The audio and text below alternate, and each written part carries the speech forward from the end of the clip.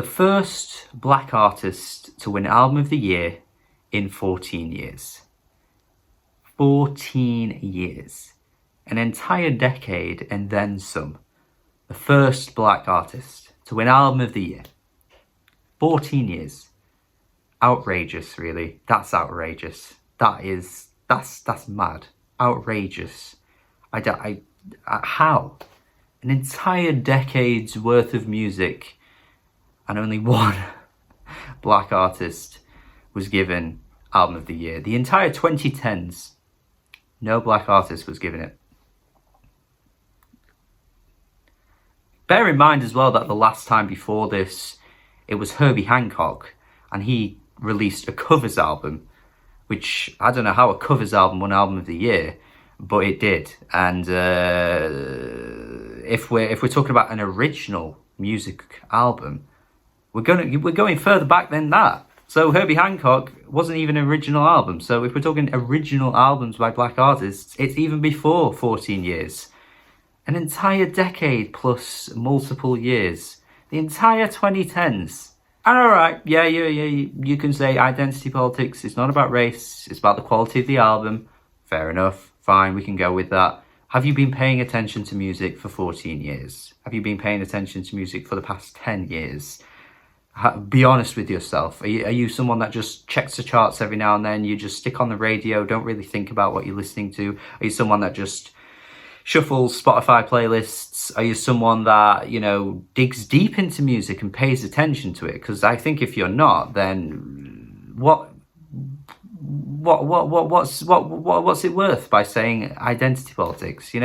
If you've been paying attention, you'd know that 14 years, an entire decade, is far too long. There's been plenty of artists that could have and should have won Album of the Year in that time span who is black. Like, you can't just throw that out there and go, it's not about race. Yeah, fair enough, but have you been paying attention? When we look back on history of music, we look back at decades, don't we? We go the 70s, the 60s, the 80s. This was the best decade for music. This was the best decade for music. This was the worst decade for music. This was the decade of disco. This was the decade of rock and roll. This was the decade of whatever. Like, we that's how we look back at music. And we're going to look back at the 2010s and see that the Grammys didn't have a single black artist win. People keep saying Bruno Mars. He's not black. He's Puerto Rican or of Puerto Rican descent. It's crazy. It's crazy. You're telling me there's not a single one that could have won? We've had so many big names that have been nominated since 14 years. Kendrick Lamar's been up for it 3 times and never won it. How? How did he not ever win it at least once out of those 3 albums that he got nominated for? How?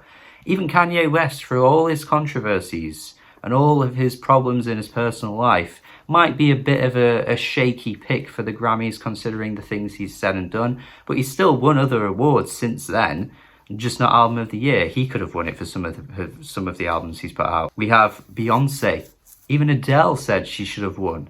I mean, Lemonade could have won. Why not? If when the artist is getting up, accepting the award and saying someone else should have won, it's a bit awkward and a bit cringy to watch, but I don't know, it kind of speaks a lot, doesn't it?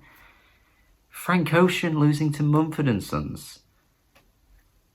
That's probably the worst out of all of them. Frank Ocean losing to Mumford & Sons. And again, I know it's not about the race or whatever, identity. It's not. But I'm talking about the quality of the music here. They didn't think that Frank Ocean was better than Mumford & Sons. And we can go beyond this if we want. I mean, Janelle Monáe. Fantastic modern artist who is eclectic, charismatic, energetic, has put out some fantastic albums over the years. Why couldn't she have ever won? Don't really know. The Roots, one of the most influential hip-hop groups of all time, has some fantastic albums in the past 14 years. They could have won it. They could have even at least been nominated, but they've pretty much gone under the radar, according to the Grammys. Anderson .Paak took away 4 awards last night. Why didn't he get any awards for his solo albums? He could have, should have, really. He could have won Album of the Year. Why not? D'Angelo and the Vanguard. D'Angelo, fantastic stuff in the soul genre that the Grammys like. He could have won Album of the Year. A Tribe Called Quest with their final album, that could have been a nice way to commemorate their career, giving them the Grammy. A fantastic album too, didn't get that. Run the Jewels, why not Run the Jewels? An accessible hip-hop duo that put out some really fun, catchy, and even political music at times as well. Could have got an Album of the Year, why not? Michael Kiwanuka, again, a soul artist that is fantastic. He could have won in the 2010s with 2 albums. Why not? Sampha put out Process in 2017. That's a really good album. Could have got nominated. Why not? Yola really could have been the winner this year. But again, the Grammys went with something else. I could go on and on and on. Look, you can say it's not about race and things like that. But I'm telling you, there's quality music of the 2010s that could have been rewarded for it. And the Grammys just don't see it. The Grammys pick things that, according to them, is deemed better, which is fine. It's a voting committee. They have their opinions. Everyone has their opinions. But I'm just saying, 14 years, and I've just named like a dozen artists there. I could go on and on and on. I don't want to waste time doing this for the whole video because I'd go on forever. But there's just some examples for you. 14 years, man. Come on. They could have won. Wait till the Grammys find out about Asian people. Oh boy, what a day they're going to have when they find out. So yeah, just wanted to kind of start with that. I'm baffled. That statistic is insane. But as for the awards themselves, some pretty big surprises. I don't think anyone really thought Jon Batiste was going to take it. He was involved in the Soul film soundtrack last year. Obviously, Disney is massive. Being involved in that must have given him some credibility. Across the Grammy committee, they must have seen that and recognised what talents he has. And of course, the album itself is very traditional sounding. It's very much embedded in the soul genre. It doesn't really take any risks. It's a pretty standard album that you'd expect to hear in any soul album, to be honest. I personally think it's pretty average. And it's a shame that it is average because, like I say, we did have Yola putting out a soul album this year. She did get some nominations in some other fields. She could have walked away with Album of the Year. Why not? Personally, I wasn't even rooting or excited for anything to win in the Grammys really this year, especially in the Album of the Year field. So I'm not really shocked or mad or disappointed that Jon Batiste won. I guess given that it has been 14 years, it should really be a good thing that a black artist has finally won.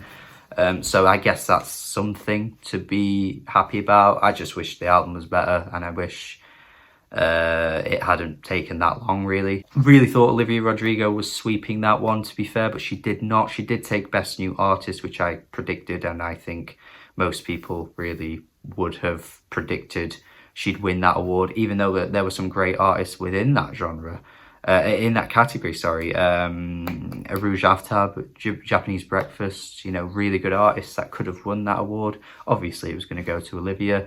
It always goes to the most popular at that time. It's quite an obvious award, really. There's never really a major surprise with that one. We did have Silk Sonic take away quite a few awards. I predicted they'd take Record of the Year. I didn't think they'd take Song of the Year as well. I think when a song takes both, it's always a bit of a cop-out, really. I mean, if you're going to do 2 awards for a song, I know they have different criteria, but I don't know, I thought they could have just handed one of them to Silk Sonic and another one to a different song. To be honest, I think that would have been okay. But I think I love Silk Sonic. I think that track is fantastic. I was happy to see it win. I predicted it would at least win one of them, so that's pretty good for me. A duo performance went to SZA and Doja Cat. Predicted that one as well. I thought that was a pretty obvious one. Pop vocal album, Olivia Rodrigo. Pretty obvious, really, I guess, given that it didn't win Album of the Year, which a lot of people expected. Giving it that award probably was a bit of like yeah, we recognise that, you were a huge album this year. We've got to give you something. Songs in the rap categories, we got Family Ties, Baby Keem and Kendrick. I saw a tweet that was pretty funny. Kendrick basically has been away for a while now. Came back, did one feature, and still ended up with a Grammy. Like, in fairness, Kendrick has been sweeping the Grammys for years now, even if he has never won Album of the Year, which I think is insane. But he has definitely got a lot of recognition from the committee. It's just mad to think that at least one of the albums he's put out has never been given Album of the Year. Something I was dead set on, just because it made it into the Album of the Year category and also hit its own sub-genre category, was basically Kanye would win Rap Album of the Year. I think if it's deemed good enough to be Album of the Year and then it's nominated in its own category, usually that means it's dead set winning its own category. But somehow that didn't happen, and Tyler, the Creator, walked away with Album of the Year again. So another big moment, really, because it's not too common that an artist wins, you know, an award for their own back-to-back albums. He won for Igor, and then he's won for this new one here, Call Me If You Get Lost. That's pretty big, and to be honest, deserved. I'd have said that one or Nas. They were the two best ones in that category for me. I just thought Kanye was winning it. I'll be honest and say I wasn't too familiar with many of the electronic albums that were nominated this year. Probably need to do a bit of catching up with those. I'm a big electronic music fan, but personally just didn't really recognize too many of the names in that category this time around. So yeah, definitely need to do some homework there. Daddy's Home won our alternative album. I think St. Vincent might have won that before, or she's been nominated a few times in that category. So pretty good for her. There was some sweep ups in the R&B categories as well for Leave the Door Open again. Look, man, it's looking like this is probably going to win Album of the Year next year at the Grammys, unless Adele, being Adele, manages just to sweep that category. It's hard to say. It's probably going to be a toss-up between those two. I don't know, man. But yeah, we'll see about that. Jasmine Sullivan won Best R&B Album, though. That's pretty impressive. Wasn't the biggest fan of it, but impressed to see it win a Grammy. Yeah, not a huge amount to say about the rest of it, really. I didn't watch it, so I don't know about any of the performances, if there were any interesting moments. I don't think anyone got slapped, so that's always a good sign, at least. Just pretty overall an okay awards show. Some cool wins, some obvious wins, some unexpected wins, and I guess that's about as much you would expect from the Grammys. We all have our own opinions. We act like it doesn't matter, but ultimately they do matter, and they do matter. And what they represent in the music world matters too. And I do want them to improve. And I would like to see just a bit more of an appreciation for music, because I don't think there is a great deal of appreciation for music, you know, with the Grammys. I think they want to act as though they do appreciate music, but ultimately they don't really. And it goes to show with the statistics you look back at, some of the omitted artists, some artists that have never been nominated, some artists that have never won. Kate Bush has never won a Grammy, you know. Kate Bush, like, things like that are just insane to me. And yeah, there's issues that they need to really resolve. I hope they actually listen to albums in full now, because there was a report a few years back that suggested that they don't actually listen to the whole album. Like, what does that tell you? What does that tell you? The people voting don't even play the album from start to finish. Get me on the Grammys, bro. I'll be there. I'll do it. Someone sign me up. Man, Jesus Christ. But yeah, overall, it is what it is. We all have our own opinions at the end of the day. It's an opinion-based sport. You can't really objectively define what should win, what is the best. You can base it on popularity. You can base it on critical acclaim. I don't know how you do it at the end of the day, but all I do know is that sometimes it baffles me. And Robert Plant and Alison Krauss winning, I don't know how that happened. Mumford & Sons winning, don't know how that happened. Yeah, sometimes you just kind of got to question what the hell's going on, bro. But overall, it's the Grammys. It is what it is. Thank you for watching. Let me know your thoughts in the comments. What you think should have won, that didn't win. if you're happy with most of the results, if you're unhappy. Any thoughts I've said in this video would be welcome to see what you guys say in the comments. Have a good day. Goodbye.